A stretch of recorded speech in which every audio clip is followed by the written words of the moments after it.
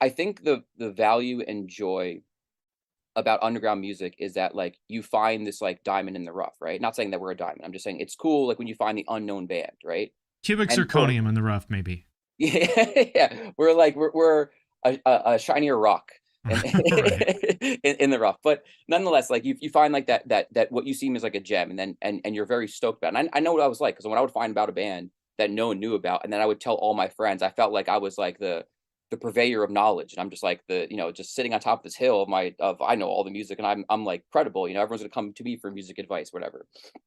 Um, and I think there's something to that, it's like, you find out about the band before everyone else does, and then, like, you want that band to do good, but, like, not so good that they get too big. Because I guess, Right. there's a lot of times where you see bands get too big where they don't sound like their band anymore, and you're like, "Oh, you sold out, you traded your sound for something else," which I feel like some people may take it personally because it feels like you traded us for something better. Right. And It's and like I don't getting know if that's dumped. happening at all the time, but I feel like maybe unconsciously, like, that's kind of how I felt sometimes. When I'd see bands, like, sell out or whatever, go from, like, being, like, this, like, type of band to that band, I'd be like, "Oh, so, like, we're not cool enough for you. You want this, like, demographic of people." So I thought about that. I also thought about, like, that, like, for me, how I got into extreme music was that, like, I was an outcast. Like, I didn't fit in into, like, regular society. Like, as much as I tried, I didn't. And then I found my way into, like, underground music. Like I was saying, being from New Jersey, like listening to, like, Thursday and, like, Census Fail and, like, My Chemical Romance. Like, I was in the hotbed of all that stuff, and I was like, cool. Like,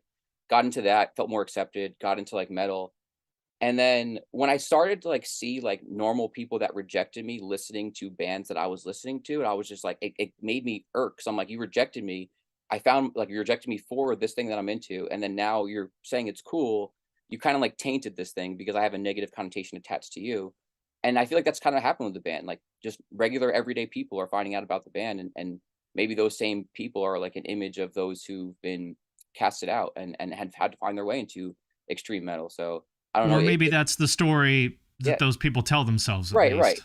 and that's what I told myself. So, I mean, I don't know if what I'm saying is any landing for anyone, but, like, I thought about that and I was like, that's just maybe that's what kinda what's happening, or it's just, like, the the joy of the underground extreme world is, like, being in the underground. Like, you don't wanna be in the mainstream, Right. you wanna be, like, that small band. Like, we were that band for a while, we were the unsung hero for a while. Like, everyone was like, "This band is so underrated," so on and so forth, and it was cool to see that. But then, like, we got a little bit where, like, kind of evened out, where we're like, "Okay, now everyone's proud of us." Then it went the other direction, where, like, extreme the other direction, where it's just like, "I'm so tired of seeing this band sucks. Will's not a good vocalist, they suck live," blah, like, every single thing you can just decide. I'm just like, "I'm sorry that we just write our songs." Right. I'm like, "I'm sorry, like, there's no conspiracy, there's no whatever. I'm just sorry that we write our songs." And, like, And it in the band, sucks seeing that shit, right? yeah, it does though. I mean, to be Like, honest, like, even it no matter doesn't, how much you tell yourself, I yeah. shouldn't listen to this, it sucks. It doesn't, it's especially if, like, if you're someone that, like, holds on to words, because 'cause I'm someone that, like, I'm big on, like, expressing, like, myself via words. Some people are like, everyone has, like, a different love language to express, and for me, it's words. Like, I like to make these giant birthday posts about my friends that, like, they'll just be like, "I cried." I'm like, "That's what I wanna do." I'll send a long text message to my friends being like, all this sort of stuff, and they'll cry. And I'm like, I love doing that. So, like, words are super important. So when someone's just being like all these negative words about, like, us, it just, like, it hits a lot harder than maybe other people. But, like, you don't want to see it because it's just like, all I'm trying to do is just do what I want to do. And, like, I'm sorry that there's, like, such a negative hostility towards, like, what we do, but it's just like, this is just what I want to do. Like, I don't know. It's not any more deeper than that. Like, I'm not trying to, like, do anything else other than just, like, put out our music, put out our art, and, like, help people in any sort of way. And, like, if it doesn't happen to be you, and, like, you like some other extreme metal band, like, by all means, like, spend energy there. If, like, you think deathcore is, like, lame, and you're like, I love, like, old school, like, death metal, like, then why do you care about what the hell we do? Like, go listen to those bands. Like, spend more of your energy, like, on the positive and, like, the things that you enjoy, and, like, because that's gonna do more benefit there than just, like, wasting your time, like, here, like, arguing about, like, us. Like, I don't know. Well, I it's don't I don't unfortunate. I mean, like, the Yeah. human brain is wired for negativity. Like, in psychology, there's a very well Mhm, documented thing called negativity bias. mhm. And if you look at Reddit, for example, which I read, like, I don't read any of the music stuff at night in bed, but sometimes people send shit to me. Um, if you read any of these threads, like, if somebody started a thread called, like, who are the best bands around, you know, best up and coming bands now, it would get 25 comments. You make the same thread, who are the most overrated bands in the scene Oh, right yeah. now, you get 10 times more. And I think that's a shame. And I really think everybody should make a deliberate effort to sort of check themselves. If you notice yourself going down that road of like complaining about shit or being critical, maybe check that and don't be part of the problem. Yeah, I think exactly. I think be part of the solution, not be part of the problem. Like, if you're seeing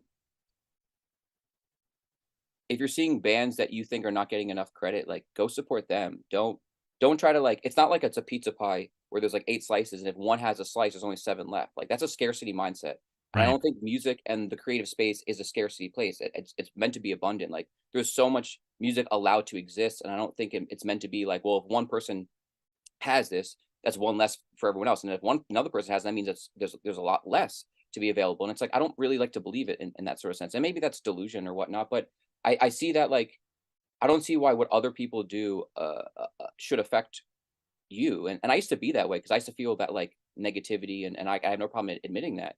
Like, early on in a career when you would get glanced over for a tour, I would take it personal, I'd be like, "Well, why did this band get it?" And then you start invalidating that band, like, "Well, that band, Right. this, that, and the other thing," and, like, whatever it may be, and, like, "Oh, they only got it because, like, they're managed by this band, or they're doing a favor," like, whatever it may be, and it's just, like, living in that headspace is just an awful headspace, and I was just in Like, that even if everything you said about them is true, it kind of doesn't really matter.